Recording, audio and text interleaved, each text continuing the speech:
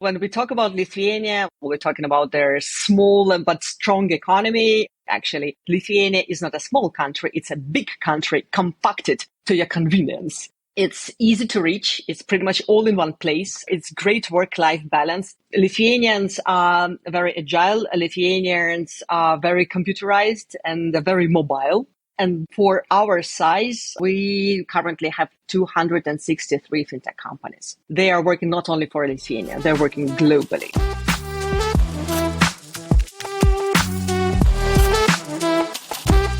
When I lived in Copenhagen, my wife and I aimed to travel to one new country per month on average. So sometimes one country in 1 month, a little weekend break, and sometimes 2 or 3 countries every few months. And one thing I grew to realize was that many of the European highlights were slightly snookered by a mix of familiarity and high expectations.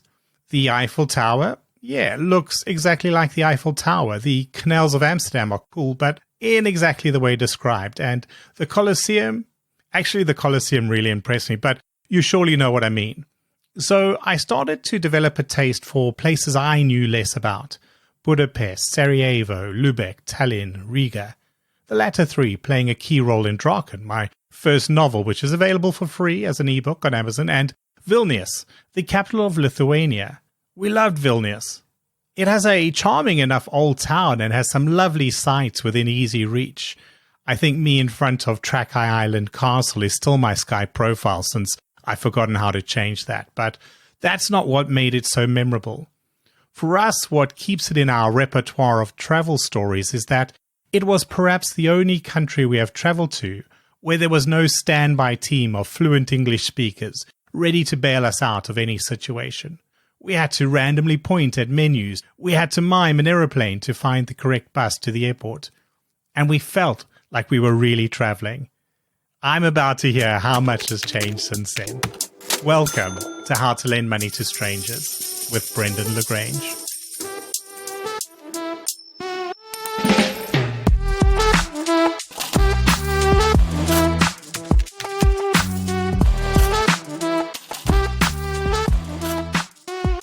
Jekaterina Rojaka, Chief Commercial Officer at Creditinfo Lietuva. Welcome to the show.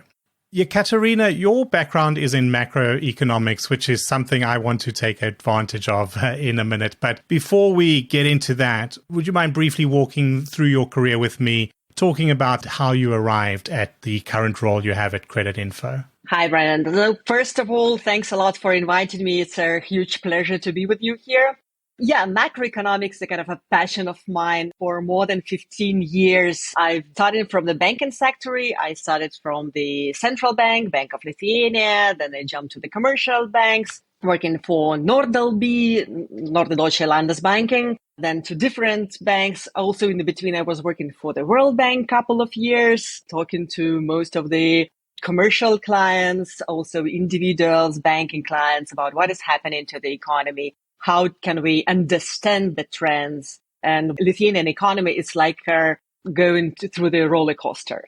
Absolutely. We had many crises, so explanation was needed. And explanation is needed sometimes even now. And finally, in 2018, I actually started working for the public sector, which was totally different experience. Yeah, indeed. Yeah, so we're really here to talk about you as Chief Commercial Officer at Creditinfo, but I do want to take advantage, as I said, of that experience you've got explaining the market, explaining the economy, because when I was doing some research for this, I was quite surprised to see that Lithuania is actually the biggest economy in those Baltic states, but in its current form, independent from the Soviet days, only 30 years old. She said a roller coaster, both, I imagine, in the short term and the longer term. So, yeah, as former Vice Minister of the Economy here, I can't pass up that opportunity to say, what is a quick history lesson? What does that landscape look like? Yeah, well, I like the basics. So when we talk about Lithuania, we're talking about their small but strong economy, population like 2.8 million people. So it's not extremely high, but with a labor pool of 1.5 million people, it's pretty agile, I would say. If we talk about the size of the economy, the GDP size is roughly about like Luxembourg or Croatia, maybe 2 times less than Ukraine. But Ukraine is a huge country, while Lithuania is a very, we don't like to say it's a small country, actually. And we just held the NATO summit in Vilnius in July. So we had a very nice ad. Lithuania is not a small country. It's a big country compacted to your convenience. Because Lithuania is not, well, a relatively small country. It's extremely compact. It's easy to reach. It's pretty much all in one place. It's great work-life balance. And that's why Lithuania is feeling kind of renaissance for re-immigration. Well, Lithuanian GDP, if compared to 2000, had grown 5 times. If compared to 1995, grown 8.6 times. So it was really, really expanding. And most of this expansion is interconnection with the other countries. It's international trade. So more than 85% of our GDP is because of the trade, international FDIs, etc., etc. But you mentioned that Lithuania is only 30 years old of independence, but this integration comes centuries back. And Lithuania was huge sometimes and very integrated economically. And this helps us to leapfrog. And leapfrogging was probably the largest idea behind Lithuanian success. We are first place in European Union by the Greenfield FDI's Performance Index. Also, I was personally very disappointed when the World Bank decided not to renew ease of doing business indexes, because in 2019, Lithuania took its highest place. And at that point, I was vice minister of the economy. And next year, we were forecast to take top 5. But, the next year, the COVID happened and also the index was stopped. But Lithuania is a free economy. In the Economy of Freedom Index, we are number 12. And the most recent changes are pretty much associated with the financing sector of the fintechs and the younger population that also jumped into the labor pool. You just stop me somewhere because I can talk about the basic figures and about microeconomy quite a long time. But the Lithuanian economy has a lot of different sectors, and importance of the sectors kind of classic, I would say. Because manufacturing comprises roughly about 1/5 of the economy. Lithuania also is pretty much in ICT, and the part of that is growing very fast. And there are a huge number of companies that preferred Lithuania for global business centers or ICT services such as Oracle or Uber or Revolut. Well, there's really, really good brand names, worldwide brand names that are actually sitting in Lithuania and also helping for economy to extend. Maybe it is just me, by the sounds of it, who wasn't aware quite how well Lithuania was doing. And I think you've mentioned a couple of words there. Agile and integrated, 2 words that really are sort of brand names almost of the fintech movement. And so maybe we can talk a little bit about the fintech industry there, because in my mind, I maybe shouldn't be saying this, but Estonia is the name that sort of jumps out from that region in terms of the fintech boom. But again, maybe that's just me not realizing quite what's happening. So talk to me about that side of the economy. You are very correct, Brandon, on that. Many technologies started in Estonia, but with the fintech, well, Lithuania is worldwide known for being as a fintech hub. For our size, we currently have 263 fintech companies. Wow. So it's really a large number. We have like 7,000 people employed in their fintech sector. They are working not only for Lithuania, they're working globally with 25 million customers all over the world and all over the Europe. For them, Lithuania is a kind of a trampoline to reach huge European market. And most of those fintechs is 1/3 of the companies are working with the payments, roughly about 70% on the financial services, 10% in digital banking, 10% in lending, and then pretty much equal shares then blockchain, cryptocurrencies, big data, regtech, insurtech, and other different sectors or subsectors. So fintechs for Lithuania, they were kind of a game changers. I can say it for sure because I was part of the classical banking sector.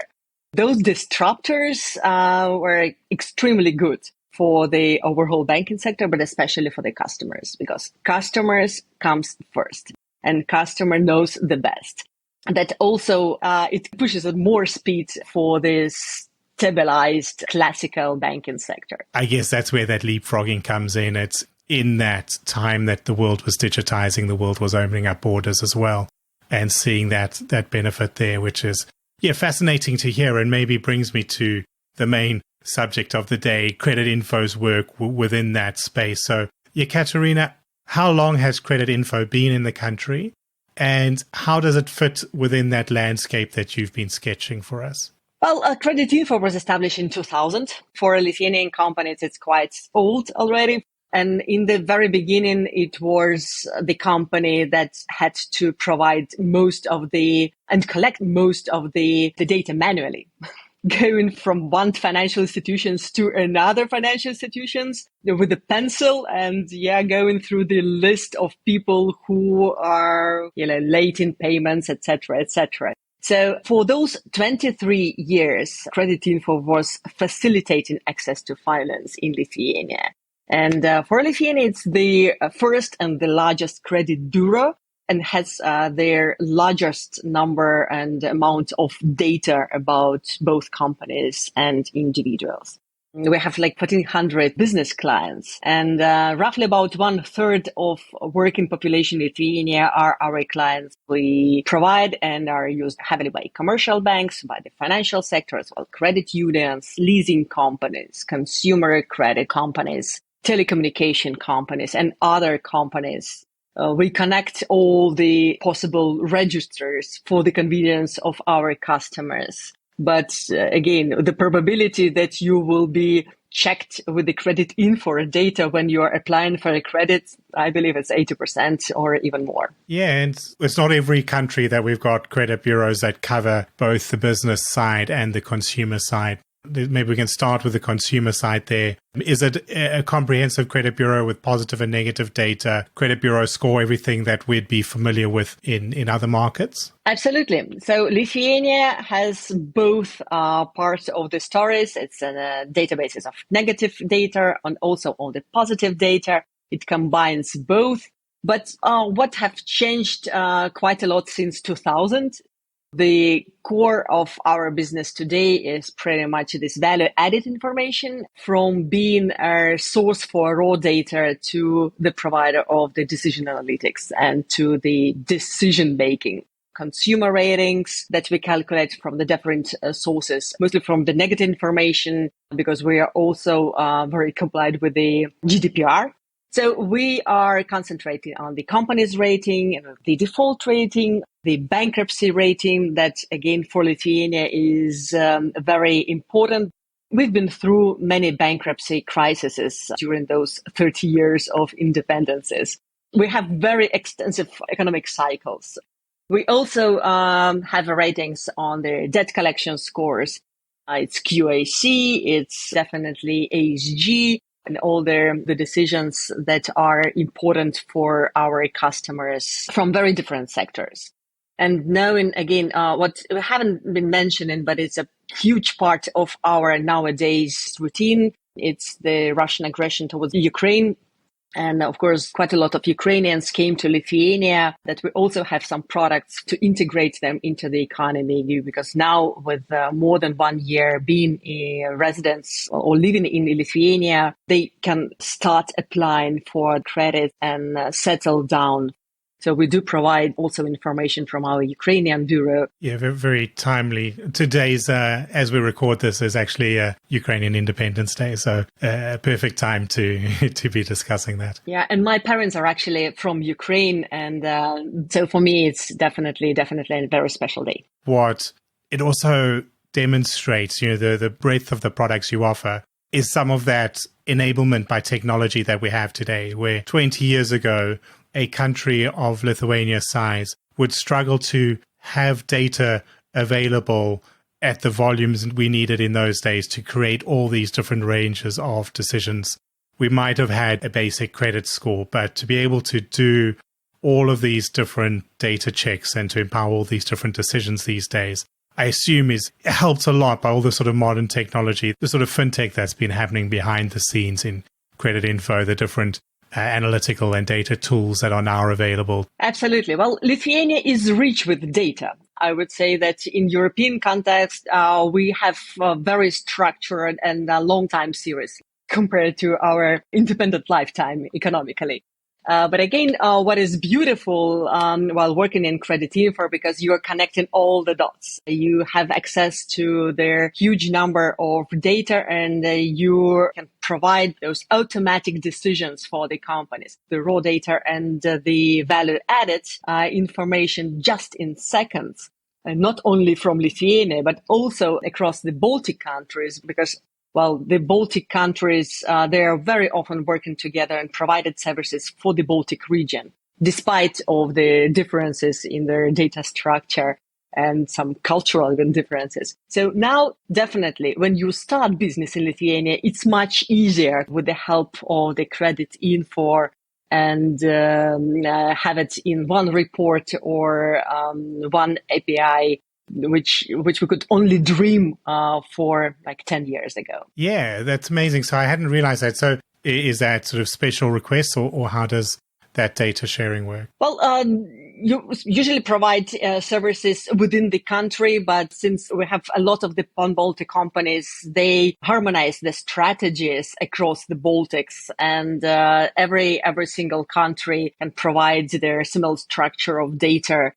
And again, the automated decisions like ADM that we currently offer to our clients can make it easily accessible in just a couple of seconds, collecting the data from all the Baltic countries if needed.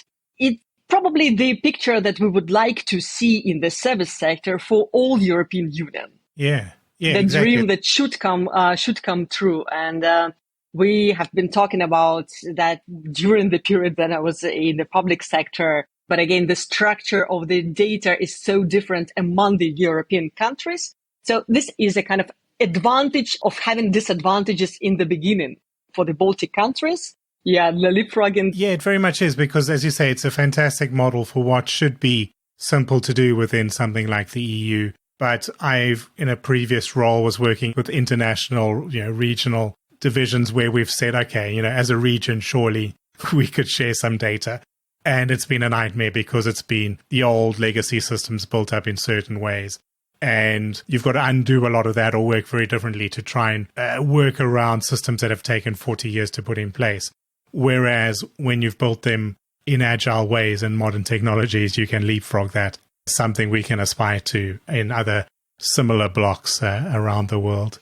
Jekaterina, I want to talk to something slightly different. When I went to lt.creditinfo.com, I saw Strongest in Lithuania, a big button there on the front, and clicked that. So tell me about what that series of awards or that competition is. Yeah, Strongest Lithuania is a kind of our brand name. It's our excellence certificate for the companies that are providing their financial statements, and the financial statements are sound. In our environment, the companies became really thick-skinned. Well, every company has its own peak, but the Everest is also for the strongest.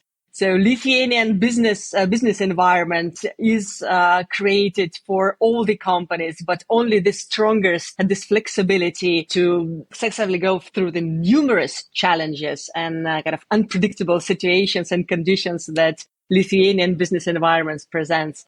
And we have different excellence labels, because some of the companies could be just startuppers working for several years, like 3 years old, and already showing their very good performance. Some of them enjoying this excellence for decades, and some of them in from the very beginning of the Creditinfo history in Lithuania.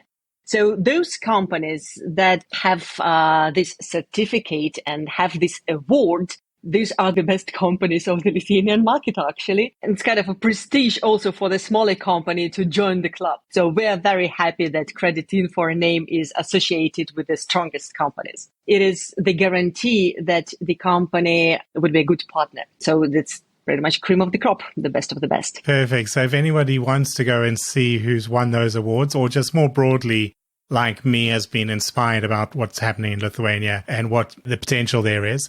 If people want to go and follow up on that, they want to read more about Creditinfo in Lithuania, where's a good place for them to go online to learn more? So the information is definitely easily provided by the strongest in Lithuanian Creditinfo website. But, well, it's not only in Lithuania, it's also in the Baltics, and it's very popular in Iceland too.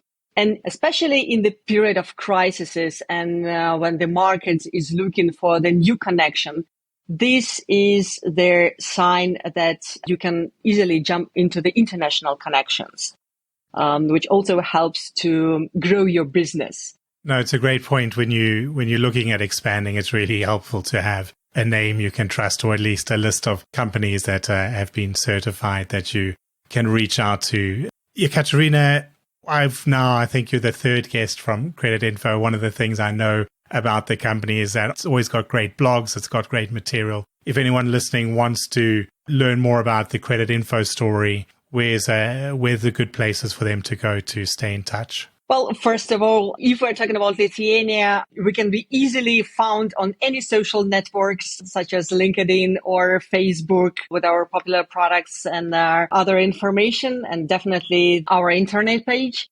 But we are like in Lithuania, very kind of compact country, and we know each other. So at least through one more acquaintance, you will definitely reach someone from the Creditinfo pretty much directly. Yeah, and as you said, if people are not in Lithuania, it is very easy to reach. I recommend it as a holiday destination. It's not visitors as often as it should be. We had a really great time when we were in Vilnius. But yeah, go for business as well by all accounts. Jekaterina, before I let you go, you've mentioned about, the roller coaster, all the growth that we've been seeing in Lithuania and the broader region. As you look ahead, is there anything on the horizon, anything that we should be following and keeping an eye out, either in Lithuania or with the work Creditinfo is doing there? Absolutely. Roller coaster is pretty much not ending, neither for Lithuania nor for the Baltics. People are kind of becoming over-optimistic during the cycles and then over-depressed during the downside. So I believe that in the extremely changing environment, you should keep your hand on the pulse pretty much every single second. And that will keep you alive, and that will keep you strong and healthy. Yeah, wonderful message for everybody. Jekaterina, thank you again for your time. It's been wonderful hearing about what's happening in Lithuania, and again, hearing the great work that Creditinfo is doing in another market. Thank you very much, Brandon, for having me. And I also very much hope that now you learn about Lithuania a little bit more. But if you have any questions, don't hesitate to contact me directly. And thank you all for listening. Please do look for and follow the show on your favorite podcast platform, and share the updates widely on LinkedIn, where lending nerds are found in our largest concentration. Plus, send me a connection request while you're there. This show is written and recorded by myself, Brendan Lagrange, in Brighton, England. Show music is by I Am Wake, and you can find show notes and written transcripts at www.howtolendmoneytostrangers.show or just www.htlmts.show, and I'll see you again next Thursday.